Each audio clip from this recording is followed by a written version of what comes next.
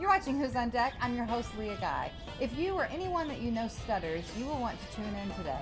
We have Dr. Ron Webster. He is the CEO and founder of the Hollins Communication Research Institute in Roanoke, Virginia, who has made tremendous strides in the treatment of stuttering. Dr. Webster. Well, it's great to be here with you. Thank you. Well, Dr. Webster, you have kind of dispelled the myths that stuttering is an emotional or mental problem. It's not, you're saying. It's more of a physical issue, correct? Yes, absolutely so. It turns out that stuttering has physical manifestations, and if you want to treat it, you treat it physically. Well, has there been any research into like what the normal age of starting the stutter is? Yeah. In fact, this is a remarkable problem there also. It starts between about the ages of 2.5 and 6 to 7, somewhere in there. And interestingly enough, about 2/3 or slightly more than 2/3 of the children who start to stutter will grow out of it by the time they get to 12. Oh, wow. Yeah, but if you get to 12 and you are still stuttering, the odds are you're going to need some pretty good treatment. But no one, so the phenomenon is no one knows exactly why it starts or why it ends, correct? Correct. Big mystery. Stuttering is a really remarkable condition. It only happens with humans.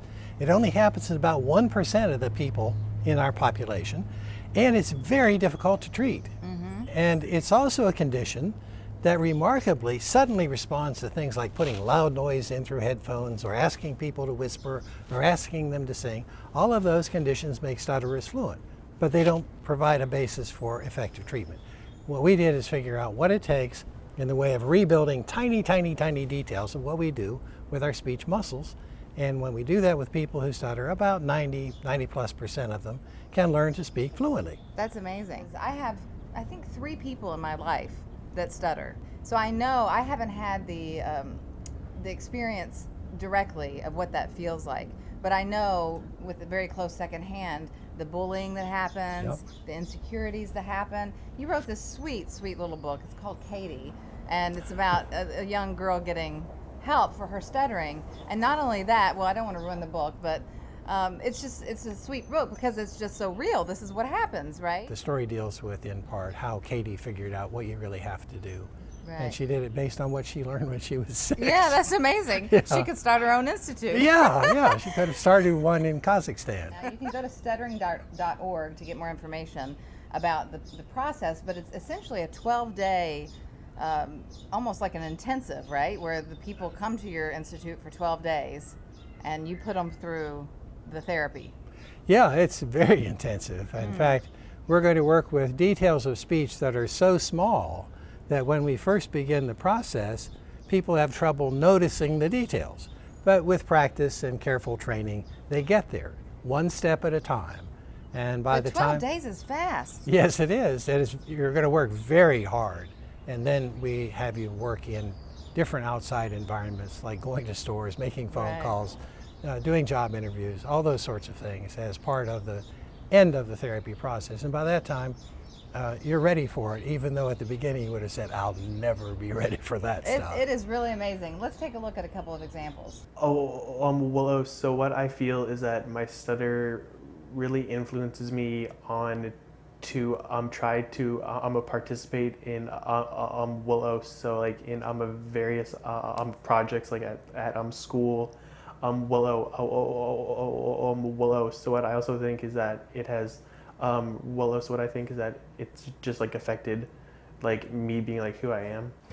When I go home, I'm really looking forward to like ordering a pizza or phone calls in general, for the reason that those are kind of my main area that I like feared.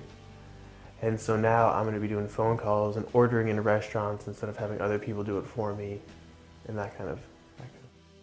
Yeah, cause it's been tough, especially because I graduated from college in December, and then trying to find, just like a job. It's been really tough. Just right before interviews and stuff. I just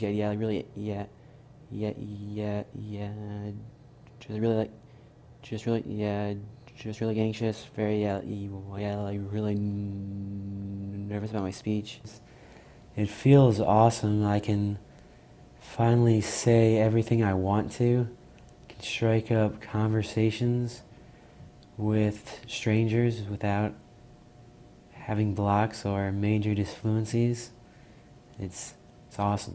So essentially, you're helping people rebuild muscles in their throat and their voice box. How does it work? Yeah, you have muscles in your larynx or your voice box, and you learn how to control those muscles so you can turn on your voice properly when you want to. Mm-hmm. You learn how to shape the sounds of speech up here in your upper mouth region, and you do it on purpose. You gradually begin to coordinate one movement, for example, a movement of the tongue towards a certain position for a certain sound with the way you turn on your voice at the same time. Right. And all of that's kind of intricate. I know the Fox reporter John Stossel, he's been to your program, is that correct? Yes, indeed.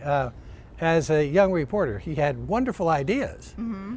And the way they got him on the air was that he would go and interview somebody, and he would stutter when asking questions quite often. The person would answer.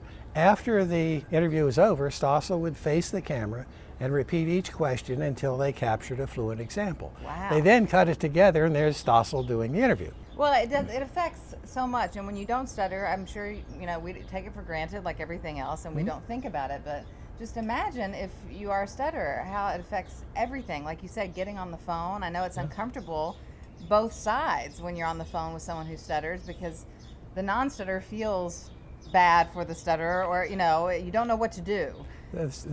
You've really led to a great issue. What to do? Right. Sit back and relax. Yeah. The last thing you want to do is start to fill in the blank, because what you really can do is frustrate the person because you might provide the wrong word. Now they have to start all over.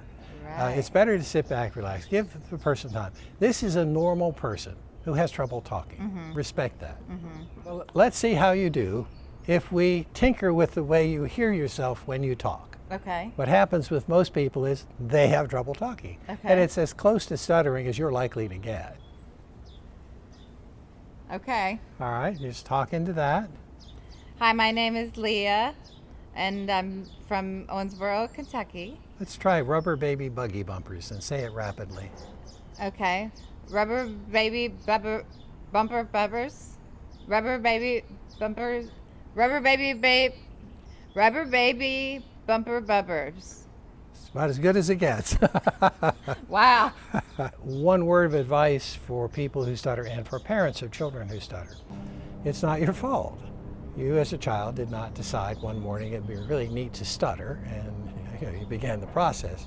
If you're a parent, you didn't drop your child on its head. You didn't traumatize the child by shouting at it. The child was not traumatized by the fact the cat scratched it and the stuttering started then. It just happened. It's part of the way the body is developing. And so it seems to be based on internal physical developmental processes. Well, Dr. Webster, I love your work, and I thank you so much for what you're doing. And if you are a stutterer or you know someone who stutters, I highly recommend you to check out stuttering.org or the HCRI Institute and see how these great folks down in Roanoke, Virginia can help you and your family. Thanks so much, and we'll see you next time on Who's on Deck.